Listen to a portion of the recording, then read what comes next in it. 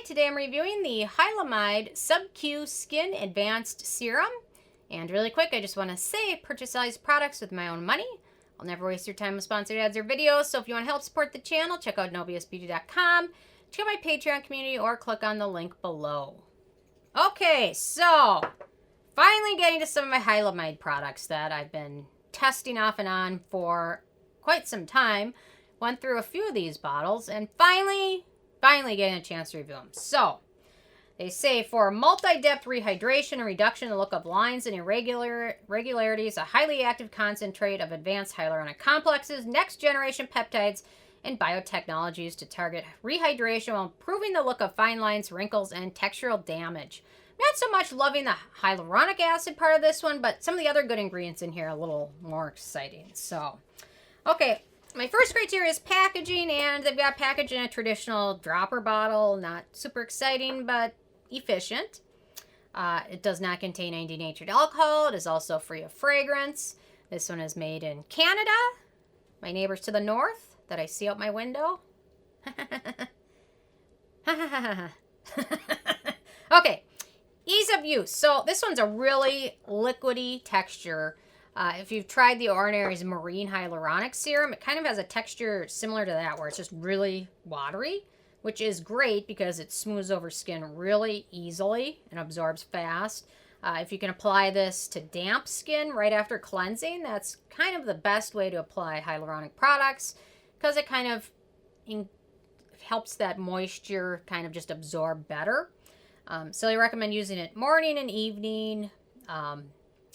They say if irritation occurs, do a patch test first to prevent that. Use only as directed, not on broken skin. So personally, I don't like using this morning and evening.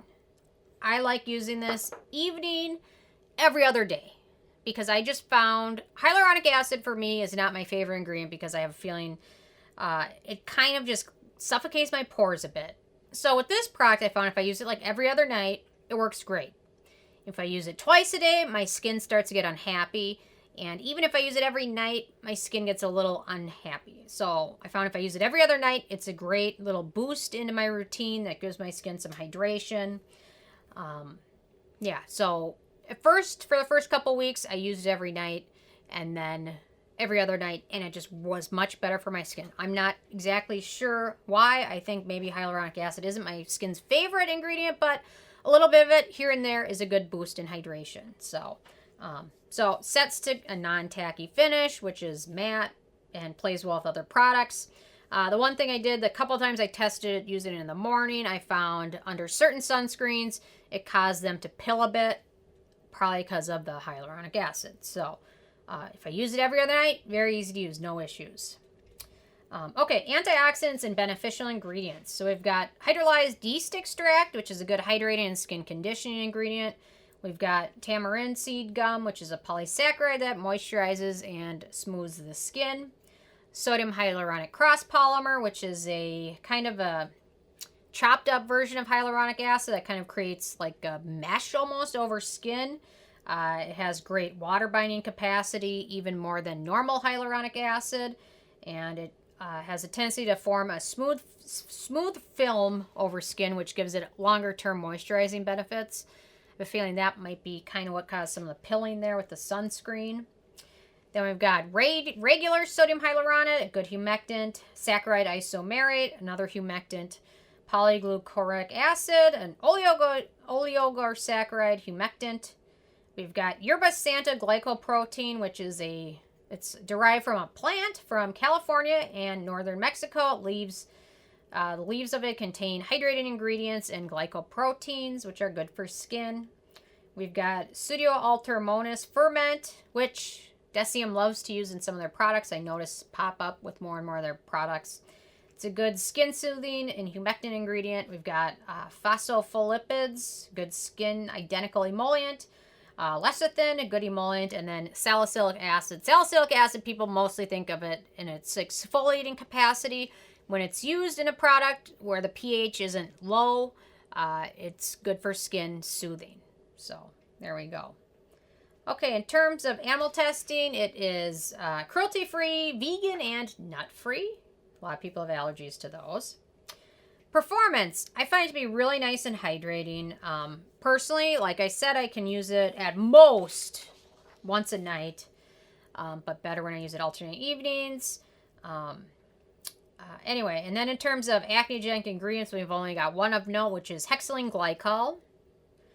Price, so this is a full size, which is 1 ounce or 30 milliliters, and retails for about $22, making this pretty affordable. However, I will say, if your skin is really dry, you will go through a bottle faster than you think you will, because I tend to go through it fast, and that's just using it alternating nights. Especially if your skin is dry, you'll soak it up, you'll use more, and you'll go through it faster. Which isn't necessarily a bad thing, because then it just means your skin is getting the moisture it needs, or you need to drink more water. Okay, then in terms of the it factor, I like a lot about this serum. Using it too often was irritating, but once I found what works for me, it was good. Did not like using it in the morning because of the pilling issue with sunscreen. Affordable, it goes pretty fast. So overall, I do like this serum. So other than the it factor, I gave it a 9 out of 10 because overall, it's a really good product. It's going to be good for a lot of types of skin. So especially if you have very dry skin. So just be sure if you use this, use a moisturizer over it. Especially if you live in a dry area, your skin's really dry. Hyaluronic acid can kind of pull moisture out of your skin if you don't use a good moisture or occlusive product over it. So keep that one in mind as well. So anyway, I'm interested in hearing from you guys if you've had a chance to try this out yet or not. And if you have, what your thoughts are, or if you have a favorite Hylamide product. What is it and what do you love about it? So I love hearing from you guys. And stay tuned for more tomorrow. Thank you so much.